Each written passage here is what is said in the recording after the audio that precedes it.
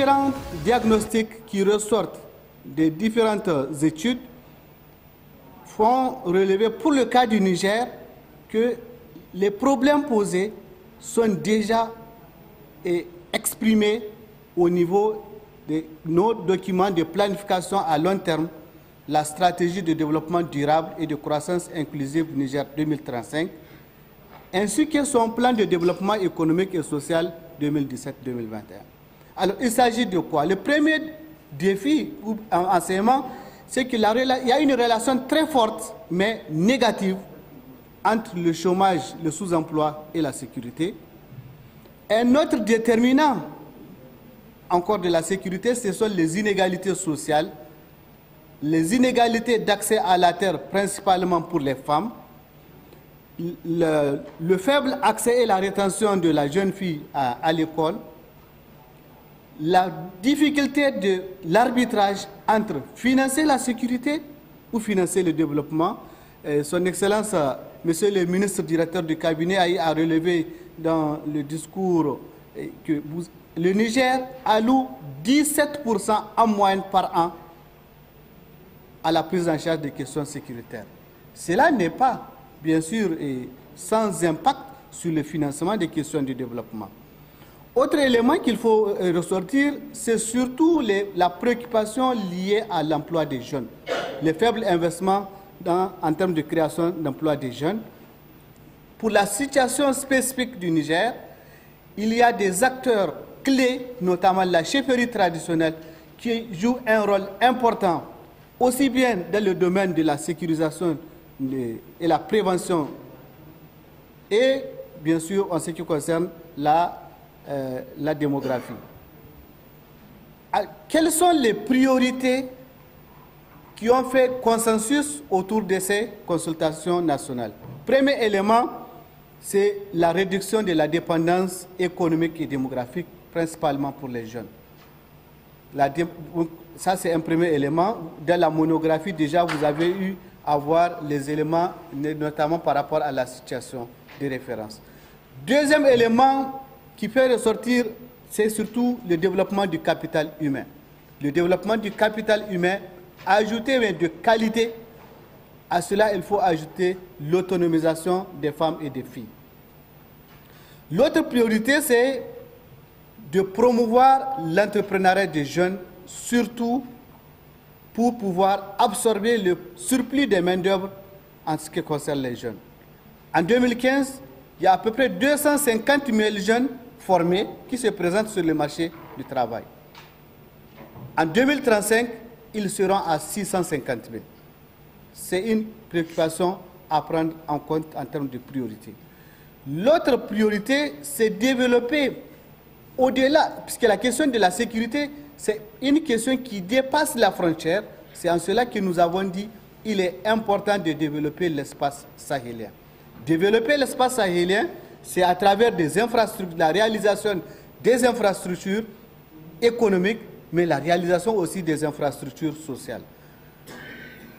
Par rapport à la sécurité, c'est surtout aussi d'intégrer les questions sécuritaires dans les choix de développement. Le Mali a eu à le dire, la sécurité doit constituer en soi un investissement, un bien public mondial au-delà d'un pays, et ça doit être pris en compte dans la question du financement.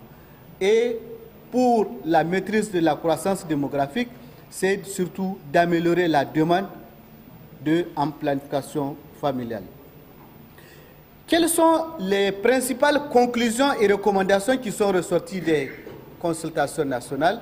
La première recommandation est portée sur la mobilisation des communautés en vue de garantir la sécurité du territoire. Elle porte sur deux aspects. Le premier aspect, c'est surtout l'implication de la chefferie traditionnelle, des femmes et des jeunes. Il y a des initiatives qui sont porteuses en matière de prévention et de gestion des risques, porteuses aussi en matière de le progrès vers la capture du dividende démographique. C'est l'alliance stratégique qui doit être développée avec la chefferie traditionnelle. Les femmes jouent un rôle moteur en matière de prévention et de gestion des risques. Il y a déjà des initiatives qui sont partagées. il en est des cas de jeunes. Deuxième initiative que nous avons, en tout cas, pensé que c'est vraiment une initiative porteuse, c'est surtout le développement des mécanismes de prévention et d'anticipation sur les risques sécuritaires. Le Niger a eu à initier 2 actions novatrices et nous pensons que ce sont ces actions méritent d'être généralisées au niveau de tous les autres États sahéliens. Deuxième élément de conclusion, c'est la question du financement du développement. Le financement du développement est contrarié par principalement 3 chocs auxquels il faut ajouter la question démographique. La sécurité, la pandémie de la COVID-19, le changement climatique, mais aussi la question démographique. Pour aller dans le sens d'améliorer le financement du développement, il est important que les États améliorent davantage la mobilisation des ressources internes. Deuxième élément, c'est surtout aussi faire recours à ce qu'on appelle le partenariat public-privé, mais principalement le type BOT. BOT, c'est celui qui a moins de risques en matière d'augmentation de la dette. Un autre instrument important que les États doivent activer, opérationnaliser, c'est le Nexus. Le Niger est engagé dans l'opérationnalisation du Nexus humanitaire, sécurité et développement. Il est important, ça aussi c'est un facteur pour la prise en compte des questions de financement des vulnérabilités. Le dernier point que nous avons en tout cas vu, c'est l'annulation de la dette. Il est important d'aller au-delà du moratoire. Le moratoire à lui seul n'est pas suffisant pour pouvoir amener les États à faire le maximum et surtout disposer d'un espace budgétaire et fiscal suffisamment large. L'autre recommandation, c'est sur l'accélération de la transition démographique. La transition démographique, le Niger dispose d'une politique nationale de la population ambitieuse et ce que nous avons ici recommandé en termes d'action, c'est surtout développer les plaidoyers, la communication, la sensibilisation et accompagner cela avec l'autonomisation des femmes et des filles à travers la généralisation d'un instrument qui produit ses fruits, notamment par exemple le projet SWED. Autre élément que nous avons vu dans le cadre de la transition démographique, la question de l'emploi des jeunes.